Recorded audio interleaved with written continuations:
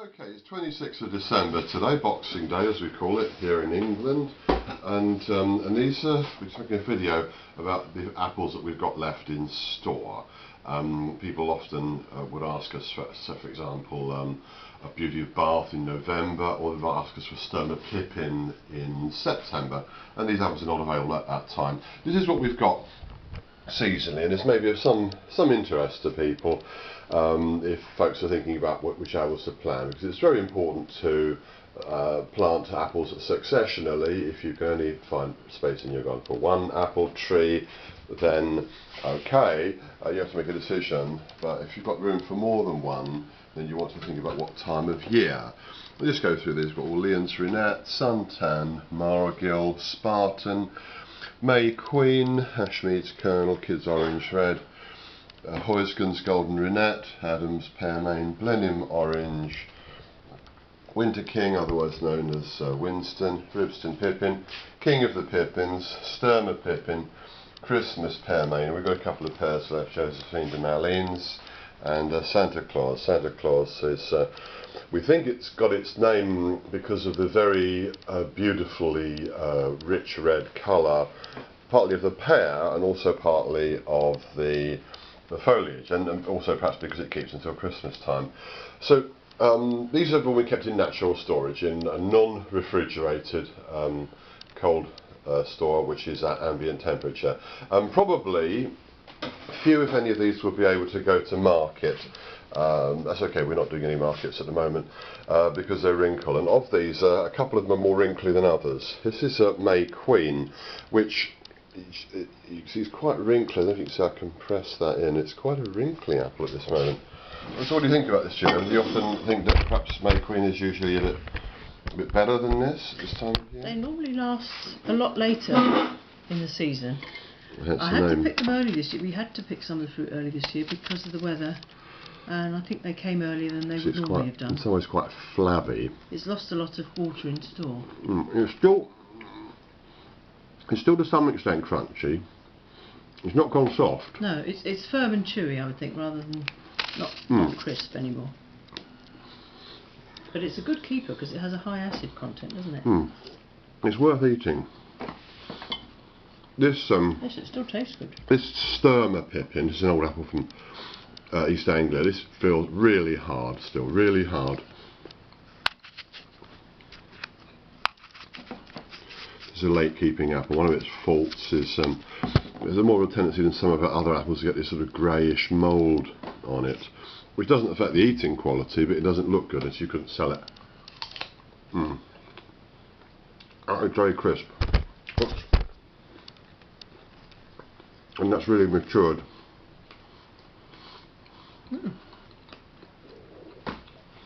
That's developed a good flavour.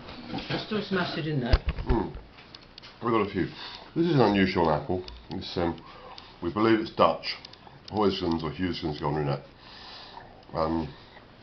Curious shape. They're not usually as big as this, but they've got this queer sort of shoulder, very sort of boxy, angled.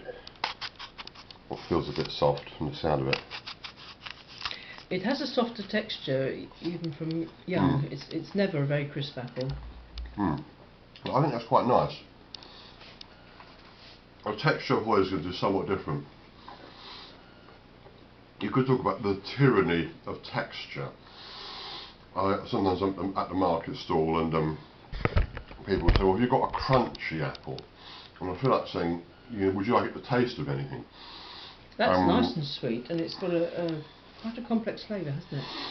When asking for a crunchy apple, this is Spartan, which is probably one of our crunchiest ones.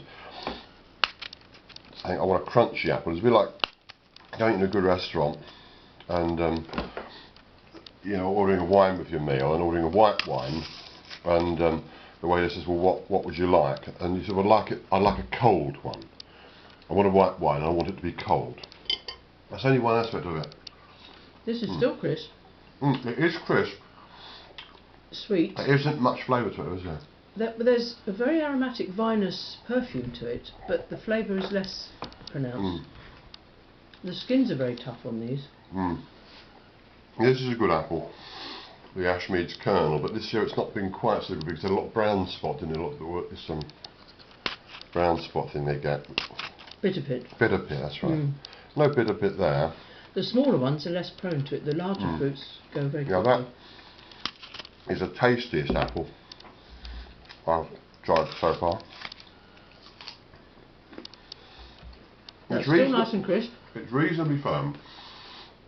The industry, with its highly industrialised, very sophisticated methods, is now able to keep apples crunchy for a year in storage. But they never do, A, they never really develop a good flavour, and B,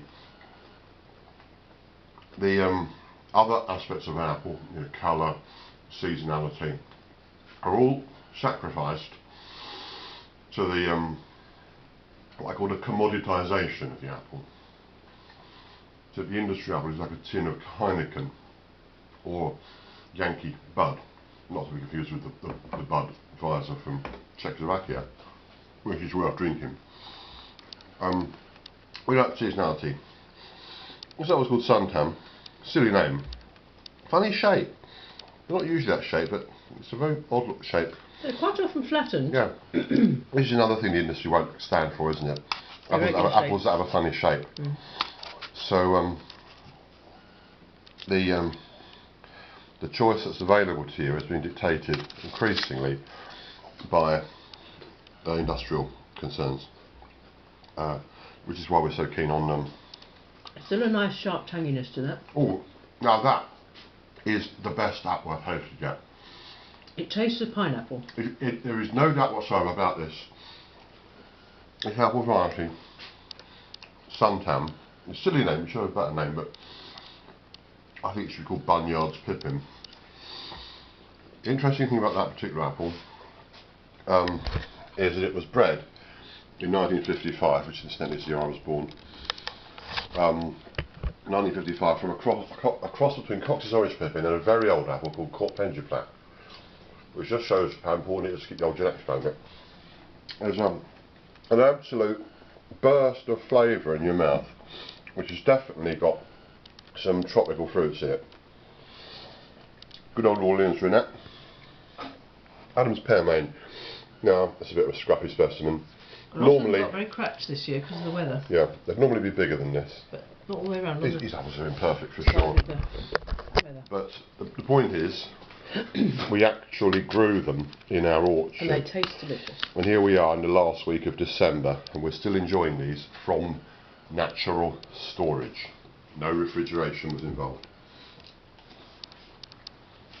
I like the Adams. The Adams Pearmain has got, I would say, a distinct flavour. It's a little bit russety, it's a little bit nutty and orangey, like a russet, you know what I mean? We don't have any russets left. Now at Ribston Pippin, this again is another classic heritage apple. Slightly boxed flavour, you can see it's somewhat angular. Often this has a what we call a shoulder. There you see it's a sort of lump, elevated shape. You can feel that sound. That doesn't sound very crisp, does it? Most quality apples don't retain that absolute, utter, crunchy crispness for long after they've been picked. It's still firm. It has a very fine texture, like the Cox. Interestingly, though, these have lost sweetness. They're not as sweet as they were a month ago, because these were picked early September, weren't they? So they've been all that time in this cold store, and they've still been metabolising, so they've been using their sugars up. Well, it's still a very nice apple. It's still very pleasant. Winter King, this is one I've heard very strongly. I've been strongly recommending this for years now, and the main reason for that, it's actually a pearmain shaped apple, is it's a very reliable cropper, it's a very long keeper. It's well flavoured.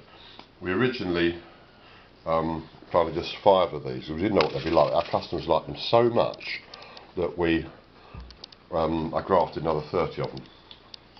Now this is softer than the Ribston. Generally our customers like these when they're quite underripe because they like the hardness of them. It's sweeter. than the ribs, and I think Yes. it's got a slight flavour of pears to it. I quite often find these taste like strawberries, but I can't detect that today after eating the ribs. And you might think, well, this is a bit weird, or even, you know, a bit effete. But, you know, strawberries, cherries, walnuts, whatever, these are all vegetable-based flavour compounds which are produced in nature. So why shouldn't you get that? Good old Orleans rennet. Interestingly, note some marks on that. That's where this was stored. Probably at the bottom of the thing under pressure. Now, Orleans rennet. There's an old story about this. No, it's supposed to go very well with vintage port. That is quite a soft apple, isn't it? It's gone definitely. Yes, this is never. That has really lost texture. Not necessarily to its advantage either. Very rich flavour. Oh yeah. Absolutely packed with flavour. Well, not as much flavour as you'd normally expect from an Orleans. I don't think they performed so well, although we had a big raise crop. my glass to Edward Bunyard, Oh right. who wrote about Orleans rennet as a background to a vintage port. It stands solitary and unapproachable. In other words, it's a very good apple to eat with vintage port. So, well, what can one say? I must also raise my glass to Oberon War. Not known of as a food writer particularly, although he did write an article about food and drink with his wife, Edith. What am I talking about? Teresa. He said vintage port is a very expensive treat.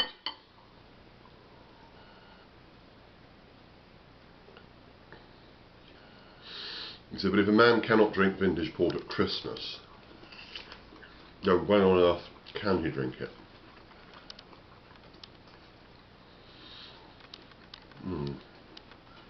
This Orleans rennet has passed its best.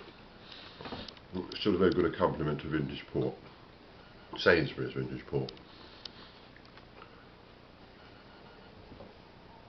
Oh yeah. All that. So what else have we got? A couple of pears. I mentioned the Santa Claus. Josephine de Malines, very nice pear. Very firm. I'm not going to cut into those because we haven't got enough of them. For the apples that we've cut into, we'll probably what we should do? Yeah, make an apple pudding up and chop them up. What have you got there, Julia? Well, I can't remember what these were. Oh, they're one of our rare varieties, and I found them in a box in the orchard, and I hadn't labelled them. I thought maybe they were large suntan, but they're not. The eye is too big. They've got a broad eye like a Blenheim orange or a Orleans. And I can't think what they are. Goodness, I don't know either. But they're beautiful looking apples. Quite large for us. Beautiful deep colour. There's a rich. There is definitely a bit of raspberry at the back of that. I would think they're one of the Cox relatives, but they're certainly not suntan. There's a little. We could probably narrow it down to 5 or 6, and our labelling isn't as good as it might be. Oh well, never mind. Anyhow, I'm going to finish off with tasting a Kid's Orange Red. This is always a Kid's Orange Red, always very close to number 1 in my list of, you know, if you could only plant one apple, what would you plant? And this would be close to the top of my list. Always. Good old These have been beautiful, straight Red. from the tree, mid-September, and we've still got some now. So you're saying we've been eating Kid's Orange Red apples, so you're saying what, for 3 months now? Yeah. Or 4 months? And they're still lovely. So it's definitely lost texture. If you're one of those people who thinks, and you know, no disrespect or unkindness intended, who thinks that the only measure really of an apple is it's got to be crunchy, then you probably wouldn't enjoy a lot of these, not in the state they're in now. Because obviously they lose water, that's all it is. Water evaporates from them, the cells become a little bit less turgid, a little bit more flaccid, a bit softer. and so in consequence the apple becomes slightly softer. You can avoid that by very high levels of atmosphere and temperature control, which you can get in the industry, but we can't achieve on our small scale. But I'm really, there's a little bit of scab there, not a big problem. We broadcast, as it were, to the backyard grower and the small orcharder. This is Margill. Interesting little apple. These are a bit past their best, aren't they? They're all a bit wrinkly. Nice rich flavour though. Well, none of these are bad. None of these are bad. Interesting, there's a Christmas pearmain. That's a rare variety. It's got a little bit of bitter pit on it. That's just a young tree still. Yeah, would that affect it? Yeah, because the roots aren't so deep, and we had a droughty spell It's quite an elongated in July, apple. and that caused them to Christmas pearmain. There you go, Julia.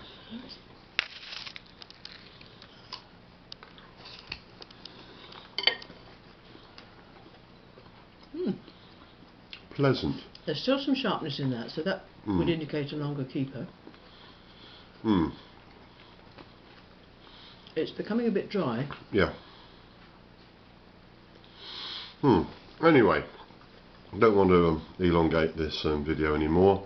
So these are some of the apples that we grow, and this is bona fide, honest, genuine tasting of these 15 or so different apple varieties which we have still got in our apple store at this time.